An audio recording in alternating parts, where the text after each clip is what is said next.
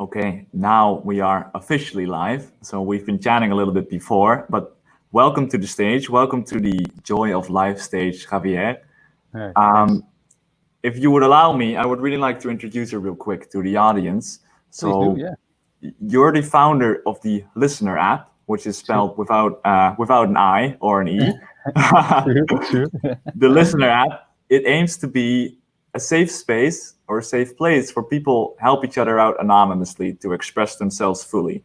That's what I've read about it. And Yep. the idea would then be that you can also learn to listen actively so you can feel heard, experience relief, and help others to achieve the same goal, which I think is a very, very noble goal and a very important goal as well. Oh, So thanks.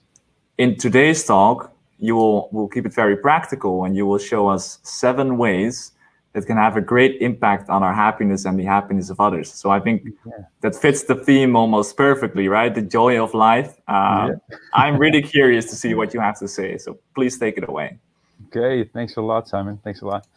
Okay. Welcome, everybody. As Simon said, my name is Javier Morata van Eimeren, founder of Listener. And I hope I can inspire you to practice these 7 ways to create more joy in life. Because actually, I think that's the goal of everybody, right? Everybody wants to live a joyous life, have happiness in their lives. So it's a mission for me to bring this to the world with the company Listener. But let me show you 7 ways in order to create more joy. So I will start the slideshow. Yes. Okay. As expected, probably, I'm an advocate for spreading joy and kindness. But it hasn't always been like that. Of course, sometimes you have to experience the other side in order to see what's really important in your life. And so I'm going to start with my story. In 2016, I thought with my ex-wife, well, let's go to Portugal, leave Holland for good with 2 small kids, sell everything over here, and have our dream life. Well, it was our dream life for 3 months. After 3 months, we actually knew that we had to split up. That's, of course, a bit of a surprise when you think you're chasing your dream. So I was there, and after 3 months, we decided we had to go back. But if you make a decision like that, all the energy changes around the family, the structure, the way of thinking. So my whole coaching business went down the drain, and we didn't have any money anymore. So it went so fast, and we struggled to go back to Holland for 6 months. 6 months really struggling to find food, to provide for my family, and and to pay rent, everything. So we really want to go back. We were really struggling with that. But after 6 months, we finally got back to Holland.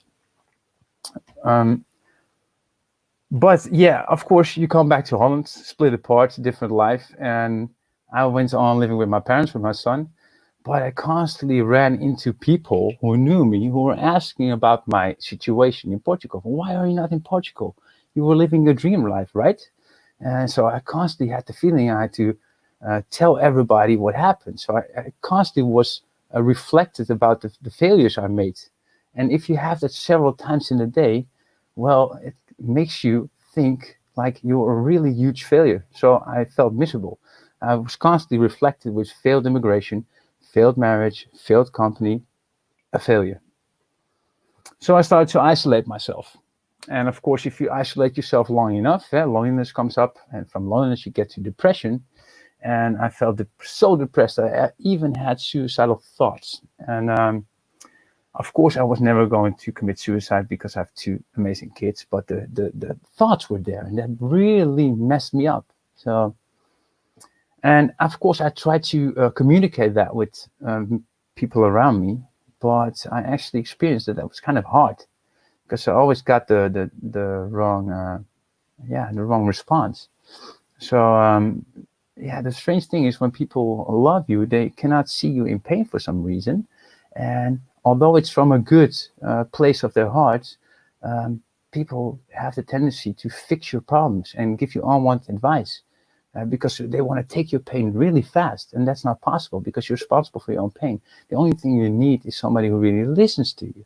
Well, and I experienced that a couple of times with people I didn't really expect it with.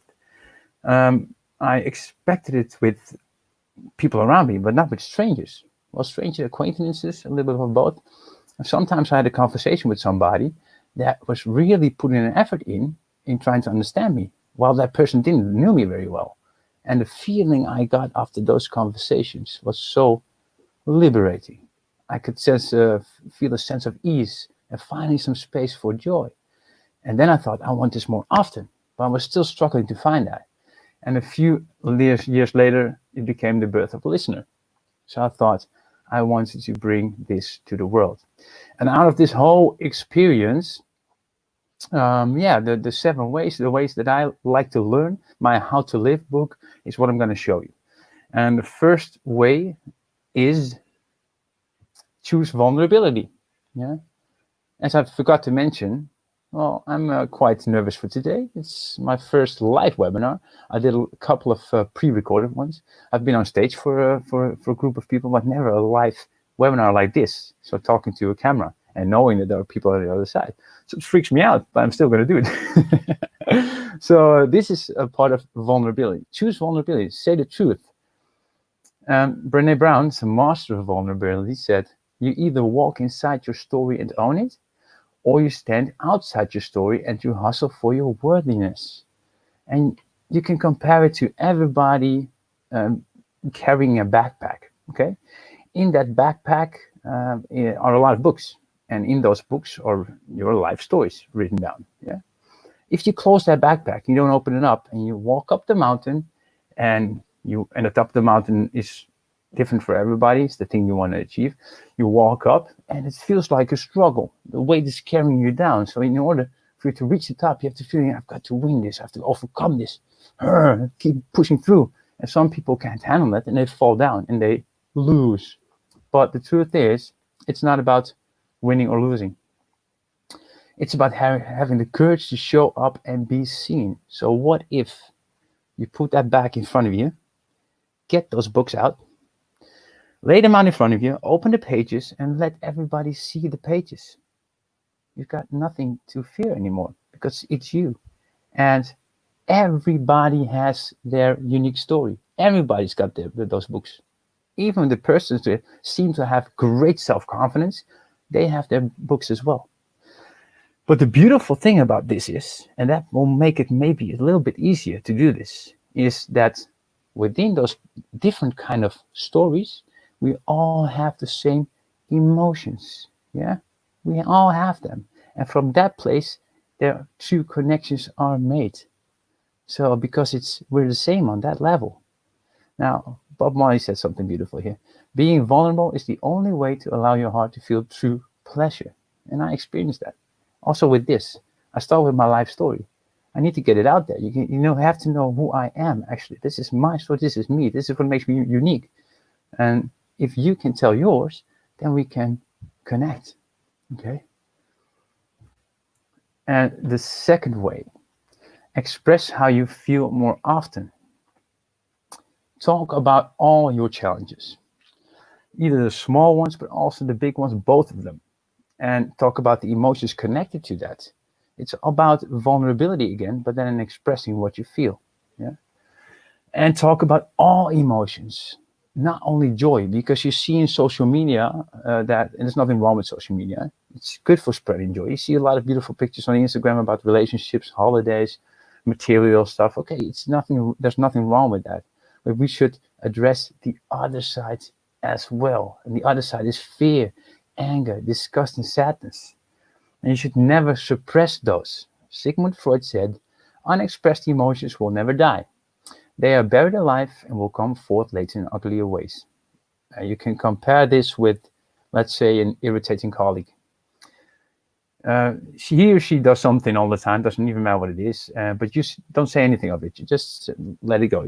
Think of, okay, let's leave him or her, let him be or her be. And after a while, it starts bugging you. Still suppressing.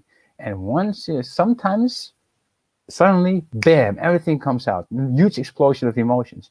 And that's just a simple example here, but it happens with everything, what you feel. It's the things you feel need to be expressed. And why is that? Because putting feelings into words produces therapeutic effects in the brain. That's why we have therapists and coaches. They pull it out of you. but you can express it yourself as well. They don't need to pull it out if you have the courage to do that. Because if you do that, it creates freedom. And if you have freedom, you got space for joy. Okay, then.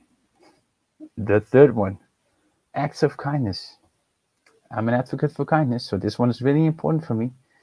Of course, if you do good for others, yeah, it's good for them. It's a logical thing, right? But also, when you're good for others, it's good for you. And this is scientifically proven. And I'm going to show you a few reports of scientific work. And the first research said that it produces oxytocin. That's a love hormone. It increases self-esteem and optimism. It's the same hormone that you get when you hug somebody or when you're in love. And you get that when you help somebody out. How cool is that? Second research said they reported more feelings of more strength and energy. Happiness, of course. And this is a cool one. This has been a research of people of 55 years and older. They were all volunteers in helping other persons out.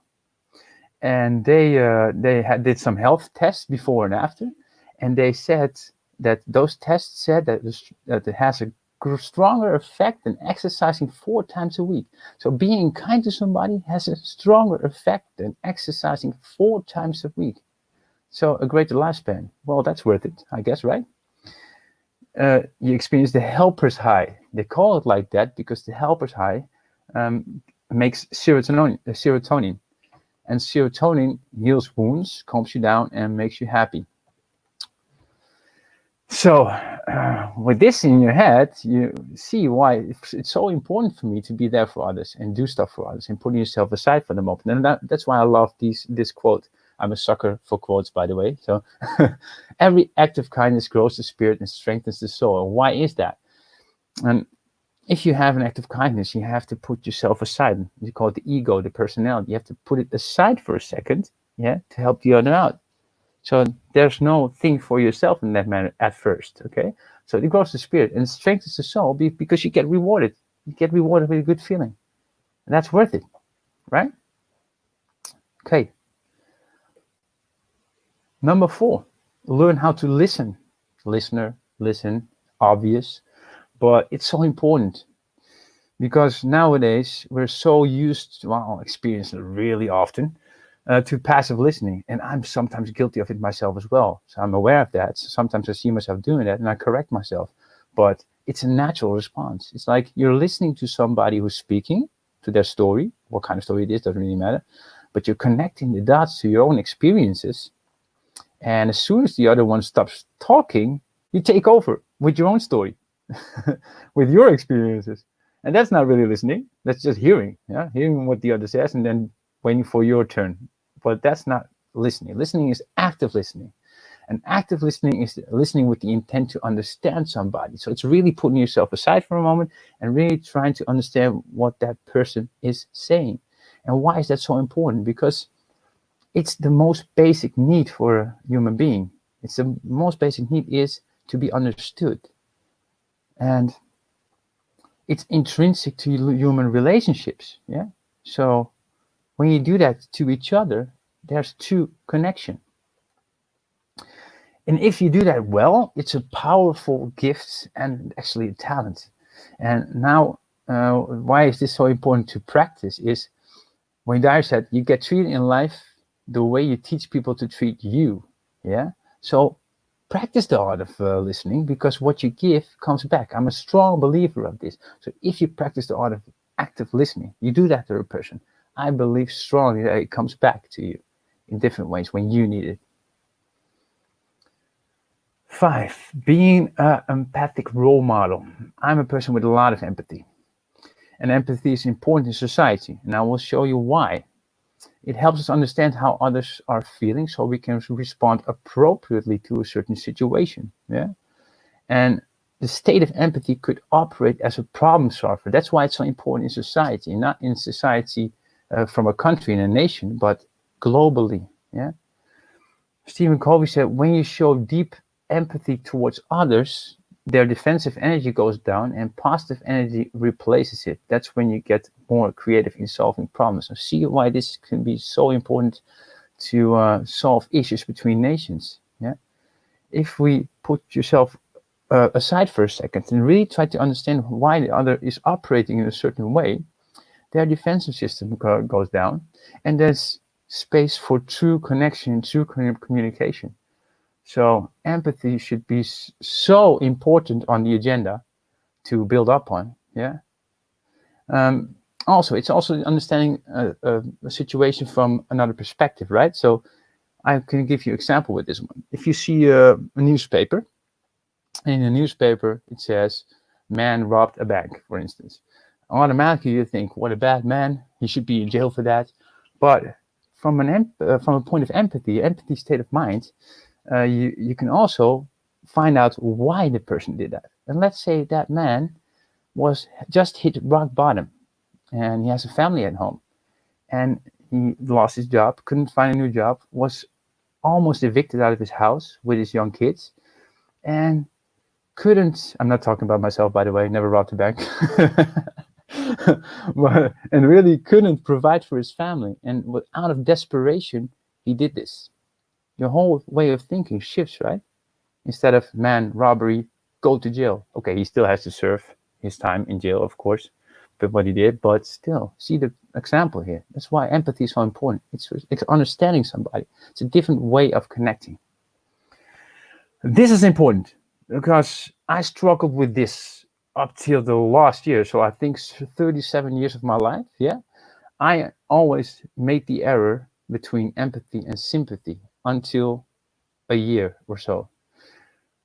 Empathy is trying to understand what the other is going through, understand and asking questions and see it from a different perception.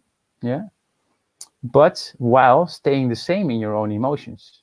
Sympathy, though, is the same thing, trying to understand somebody, but also feeling the same thing that the other person is feeling. So let's say somebody is going through a really bad time and is really sad, that you try to put yourself in his or her shoes and feel just as sad to achieve that state of mind. But that sucks and drains your energy. So always choose empathy. Yeah. So you don't have to actually experience the same emotion. You can understand it where they're going through. That's a different thing. Okay. This is a logical one, right? Taking care of your body. It sounds so simple, and it's yeah. You have to do it consistently, of course. The mind and the body are not separate. What affects one affects the other," said Dr. Joe Dispenza. And that's true, though. Whatever you put in your mind, you can see that in your body. Whatever you put in your body, you can see in your mind. So it's not a separate thing. It's one thing, actually. That's why you need to put healthy nutrition and whole foods, more variety, more vitamins and mineral inside your body, of course. To take care of your body, you also need to sleep, right? And we know this the thing like 8 to 10 hours a day, and that's quite a lot. But that's not only the important thing. Latest research said you have to go to bed at the same time and get up at the same time, consistently in a routine. Doesn't matter if it's weekend or not, or during the week, same times. And this is really difficult for me as well with 2 young kids. And I'm struggling with this part, but they said that 6 to 8 hours of sleep with a routine, same time in, same time out, is way more effective in health than sleeping 8 to 10 hours a day inconsistently. Yeah, that's quite a surprise. Hydration. A minimum of 2 to 3 liters water a day, depending on activity, of course. 2 liters is when you don't work out and just sit a lot of the day. 3 liters if you work out, have done sports or something like that. Just hydrate your body. Regular physical activity, of course. Exercise. Everybody knows this, but try to do this consistently. Then we're already going to step number 7. Meditation and mindfulness. This is something we cannot forget anymore nowadays. We are living in a fast world, yeah, with lots of communication technology, and everything goes so fast that you need to put your attention on something else. So choose your routine. It doesn't matter if you choose transcendental meditation, Soma breath work, Wim Hof, I don't know what binaural beat meditation or mindfulness, however you call it. So do something every morning, daily, that keeps the attention of all the madness that's going around you. Yeah, try to observe your body and your mind for a moment in the day. It doesn't matter how long, you can build it up, but try to incorporate it in your daily lifestyle. Because there are so many science-based benefits of meditation nowadays, and I'm going to give you some pointers on what kind of benefits there are. There are a lot of them. The first one is stress reduction. Well, it's necessary in this world, right? Stress reduction. Second, reduce anxiety. For me, this is really important. I was really and how you call it, an extrovert, yeah, the beginning part of my life, and then I suddenly became an introvert. And from that introvert, I became that because I suddenly had anxieties, and I still experienced those anxieties just before this webinar, actually. But yeah, I'm aware of it. So, and when I'm aware of it, it actually goes to a lower, how do you call it? Lower grade. It promotes emotional health. And how? Because you have less peaks and down moments. Okay, you still have them, of course, but they're not as quick and explosive as they are normally. And this is the most important one. It enhances self-awareness. And we all have our desires and our wants, right? It's a logical thing. But it's so difficult to get to them because we have an automatic program in our minds and we operate from that program. If you want to have different results in life, of course, you have to be aware of the decisions you make that lead you to the same thing over and over again. So be aware of the decision and take another one. And that's what it enhances, being self-aware of that. Okay, this is a nice one. A lengthened attention span. They say that I have ADHD, so maybe there's a difference there, but I still drink a lot of coffee, so I don't really notice that. But still, it's research, so it's probably true. It can generate more kindness. And why is that? Because you get more self-aware. And if you get more self-aware, you want to have a good feeling and you want other people to experience that same feeling as well. So you automatically help and generate kindness. And it helps to control craving-related stress like addiction. This has to do with the choices you make. Yeah, every time you feel pain, the trigger is there to respond with an addiction. If you get aware of that, in time you can make a different decision that your automatic response does. It improves sleep. You're less sensitive to pain. Cannot compare that though. And it decreases high blood pressure, of course, because there's a reduction in stress and anxiety, and you improve in your health. So there's decrease of high blood pressure, of course. And now, the listener. These are the 7 ways that I operate almost on a daily basis. Yeah, do my best for it. It's my guide on how to live, and I incorporate it in the business as well, of course. With listener, as Simon already said, we aim to create a cohesive global society where helpfulness and empathy are common. Yeah, and you've seen why. And we do that by creating tools that spread joy and kindness, tools that aim to elevate the collective level globally of empathy. And our first tool is the Listener app. And with the app, we have an environment where members can lift each other up by lending a listening ear to each other in an anonymous one-on-one session, chat session. And how that works is if you have the tendency to speak out, you find the courage to speak, you press one button and you reach another person. Now, the whole group you reach, and the person who has time, 30 minutes of their day, responds to you by pressing on the button, and he or she will be in contact in a chat box with you and becomes the listener of you. And the listener gets tips by us on how to listen actively. So you're teaching while chatting. You're teaching, you're learning while chatting. And with that app, our mission is to create a movement where emotional expression and active listening becomes the status quo. So the opposite of only showing joy, and even when you're not feeling like that, yeah, it's talking about the stuff behind that more often. Yeah, that becomes a normal thing. And active listening instead of passive listening, instead of always talking and hearing people out so that you can talk again. No, being there for each other. And when we all do that, well, we can have a huge social impact on society. And what we thought of lately is we reward the courage to speak and the act of kindness through giving support. So what we thought of is when people find the courage to speak up, we think that needs to be rewarded because it's hard to do that. And when you do that, it actually earns a reward because we now get rewards when we work. Yeah. Why isn't it possible to get a reward when you take courage and also when you help somebody else out? So now we're deciding to work together with web shop partners and try to convert our points into discounts in web shops to stimulate more emotional expression and stimulate more helping. And this is our website, um, listener.app. And yeah, we're at the moment we're working on funding. So we're working with a specialist to fix our pitch slides and get some funding to start our MVP. Our MVP was almost finished, but then I had to cancel a collaboration with India because the quality was less than I expected, and the communication didn't go very well. So I pulled the plug there, started over again. Sometimes you need to do that in order to find your way. So we're a startup, we're finding our way, and yeah.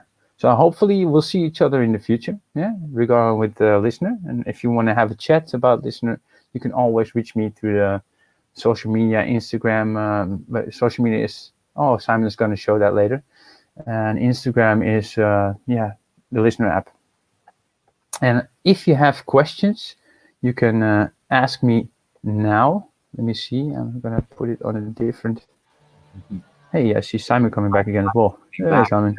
If you would allow me the opportunity to ask a question, Yeah, that yeah, would of be course. because I really liked your talk, first of all. So thank you for also being vulnerable with us, even over the internet, which might be a bit weird. But I Yeah, really appreciate you sharing your story and sharing these tips with us because they can really change the world. So yeah, that's the first point. One thing I was thinking, and I'm not sure if you agree because you didn't mention it, is that I feel like, especially for men nowadays, it seems to be harder to express emotions. And I'm not sure if this is actually the case, but it seems to me that in our society, men are conditioned even more to suppress their feelings and tone everything down. While this is also the case for women, especially when it comes to anger, for instance, as an emotion. So women are allowed to be sad, but not really to be angry. But for men, it's almost all emotions, I feel. Do you yeah, also see a gap there, or don't yeah. There has been a focus on our marketing for a while, but it seems like in our marketing it's more behind the scenes because it's still a little bit a gray area, as you said, right? you? Right, But I think people are shifting in that already now because you're not the only one who talks about it. You hear it more often. You see it more on social media as well. But taking that step it seems to be a little bit difficult still for people. But yeah, the platform would be for them as well. So yeah. and it's really the cool thing about it is that our Instagram hash is no labels, no limits, and that's the strong thing because it allows people to connect to each other without even knowing who you are.